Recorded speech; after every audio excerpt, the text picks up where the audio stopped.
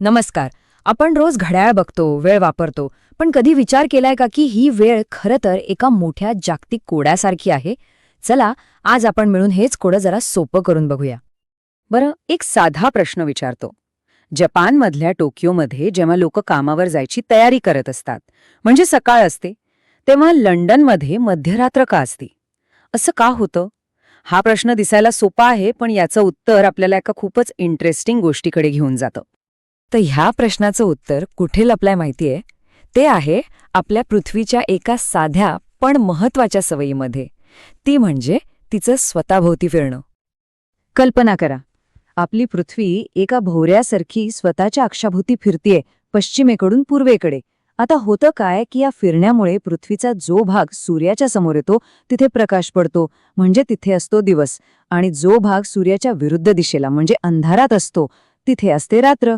आणि हे चक्र, हे दिवस आणि रात्रीचं येणं जाणं अविरत चालूच राहतं, एक सेकंदही न थांबता. आता पृथ्वी तर आपलं काम करतीये, पण विचार करा, या नैसर्गिक चक्रामुळे जगभरात एकाच वेळी वेगवेगळी वेळ असते. मग या सगळ्याचा ताळमेळ कसा बसवायचा? याच प्रश्नावर मानवाने एक जबरदस्त उपाय शोधून काढला. एक अशी सिस्टीम तयार केली, ती म्हणजे वेळेची 24 भागांमध्ये विभागणी.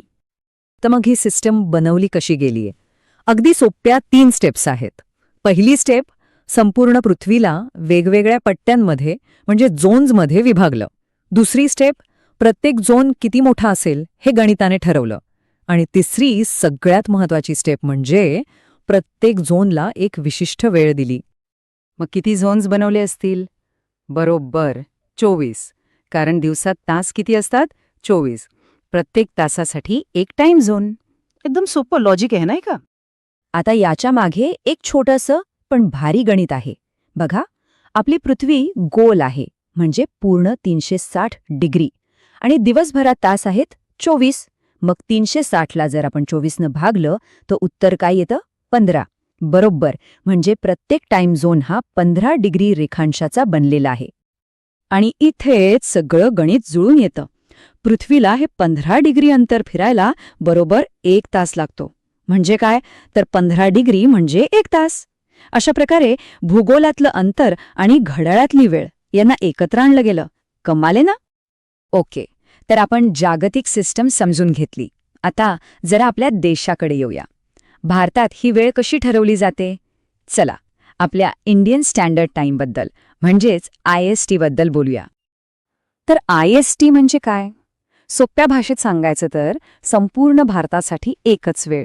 म्हणजे अरुणाचल प्रदेशात जिथे सूर्योदय सगळ्यात आधी होतो तिथे, आणि गुजरातमध्ये जिथे तो नंतर होतो तिथे घड्याळात एकच वेळ दाखवली जाते. असं का? कारण यामुळे रेल्वे, विमानसेवा, ऑफिसचं कामकाज सगळं काही एकाच सूत्रात, एकाच वेळेनुसार चालतं. नाहीतर किती गोंधळ झाला असता, विचार करा. आता या IST बद्दल 2-3 महत्वाच्या गोष्टी आहेत. पहिली म्हणजे ही वेळ 82.5 डिग्री पूर्व रेखावृत्तावरून ठरवली जाते. दुसरी गोष्ट, ही वेळ GMT म्हणजे ग्रीनविच मीन टाईमपेक्षा बरोबर 5.5 तास पुढे आहे. ग्रीनविच मीन टाईम म्हणजे काय? तर लंडनमधून जाणारी एक काल्पनिक रेषा, जिथून जगाची वेळ मोजायला सुरुवात होते. आणि तिसरं म्हणजे आपल्या इतक्या मोठ्या देशात वेळेचा गोंधळ होऊ नये, सगळं सुरळीत चालावं, हाच ISTचा मुख्य हेतू आहे. बरं, मग आपली भारतीय वेळ जगाच्या तुलनेत कशी आहे?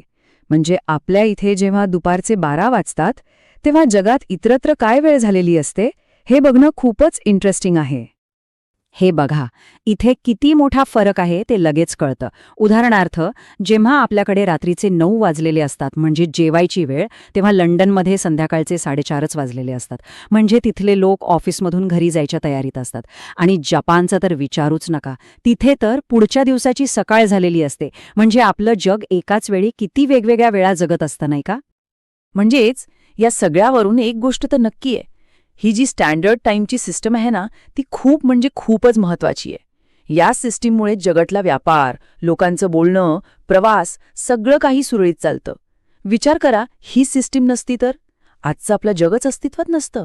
सगळा गोंधळच गोंधळ झाला असता. चला, जाता जाता एक शेवटचा प्रश्न. जर एका देशासाठी एकच वेळ असणं इतकं फायद्याचं आहे, तर मग संपूर्ण जगासाठीच एक वेळ का नाही? म्हणजे सगळीकडे एकाच वेळी सकाळचे 9 वाजले तर का नाही चालणार? जरा विचार करा यावर.